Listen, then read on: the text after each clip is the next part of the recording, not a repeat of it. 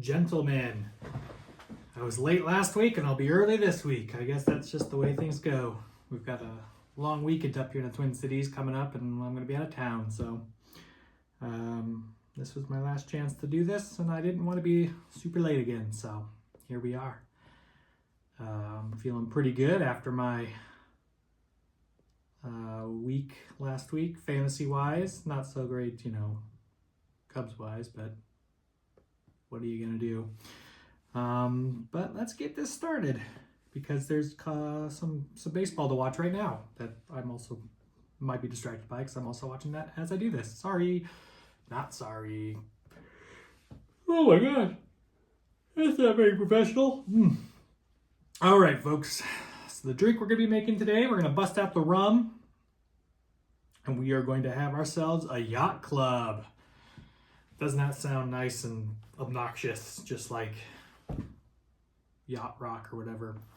But I thought it would be a good opportunity to utilize our apricot liqueur with some other spirits that we haven't used yet this year. So, that I remember. I don't know. All right, I gotta remember. You'll notice the little weird edit there. I have to remember to not record when an alarm's gonna go off on my phone, or to turn that alarm off before I start recording. Anyway, what was I saying? Yes, the Yacht Club. I think this would be a nice drink to enjoy as the weather continues to trend chilly. It's always nice to have a sweeter drink sometimes, like a rum base. And the cool thing about a drink like this, I haven't done it before, but this is the kind of cocktail that I feel like if you mixed it all up, threw in like a lemon slice, and if you put all the stuff into a mug with a lemon slice and topped it off with some hot water, it could make it a nice hot toddy with the rum and the apricot liqueur and stuff. I think it would, I don't know, I think it would work well that way. Who knows? Maybe I'll try it myself and let you know. All right. And as we get started, I also have questions. The first will make the drink, and I'll answer questions. First things first, a scant quarter ounce of apricot liqueur. And I will answer questions while I discuss this. All right, first comes from Nick.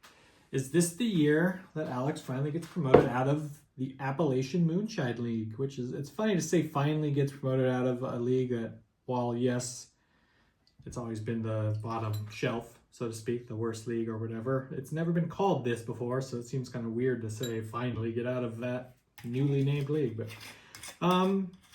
no, I don't think he does. I don't think he's going to win that division this year. I mean, he's last this year, isn't he? I don't know. I feel like this was just like a weird way to Nick to get me to shit talk Alex, even though I'm playing Nick this weekend, so you think Nick would want to shit talk him. Or maybe he's trying to make me avoid shit-talking him. Fuck you, Nick. All right, now we're going to do an ounce of sweet vermouth.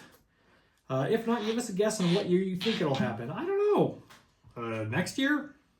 I mean, he has just as much of a chance next year, I guess. I don't know. What am I supposed to do? Like, know about Alex's team? I'm busy. It takes enough time for me to figure out if I can field a complete, healthy team every week. Christ, all right, almighty. Alrighty. And then the final ingredient is 2 ounces of rum. This calls for light rum, but I always say you can use whatever rum you have on hand if you'd like. I'm sure it'll be fine. No. All right, and of course, Brian always has a good question, or at least a question. Brian wants to know, who is your updated team to win the World Series? I hate to say it, kind of. I'm sure New Pat is clicking his heels. And it's certainly not who I'm rooting for, but the Dodgers look pretty unstoppable. I mean, that rotation is completely healthy now, it seems like. And as such, seems pretty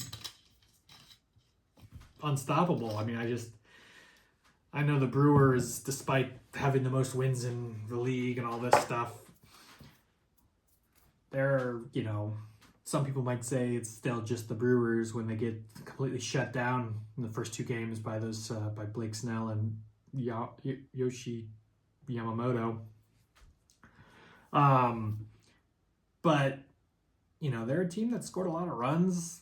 The Brewers did throughout the year. They demolished the Dodgers in the regular season, didn't lose a single game. I mean, I think this is definitely should be alarming for people who don't want the Dodgers to win, because they just look really good right now. And if their bats can keep doing what they're doing, the only thing I can think of that might stop them is if for some reason, not for some reason, but if they end up playing Seattle in the World Series, I'll be curious to see if the Dodgers are able to put up runs in Seattle. It's like the opposite Coors Field. It's literally like the pitcher's Coors Field, you know. It's really hard to score runs there. Anyone who's watched games this playoff has seen both Detroit and Seattle plenty of times hit the ball insanely hard and just be like, wow, he crushed that one, and just watch it drop, not even at the warning track, you know. So I suppose Seattle might put up the best fight against the Dodgers in the World Series because of that. I mean, they have to deal with it too, but, you know, Big Dumper is able to hit 60 home runs playing half his games there, so maybe they're more equipped for it. I don't know. But I would say Dodgers. That's who I'm going with. All right, I'm going to go get ice to mix this up, answer one last question, and get on out of here. So, one moment. And I'm back. Stir this up, answer this last question from Brian. We can all get back to watching baseball. How am I feeling about my team after the big upset? Probably about the same as I was before the big upset. Not great, I guess. I don't know. My team's fine. It's interesting. I'm curious, you know, like the first or second video of these I did this year, I feel like I made a comment on how people were going to score a lot of points this year, and it was real high scoring. It seemed like a really high scoring season or something. I have no idea if that's true or not, but it does seem like there's a lot.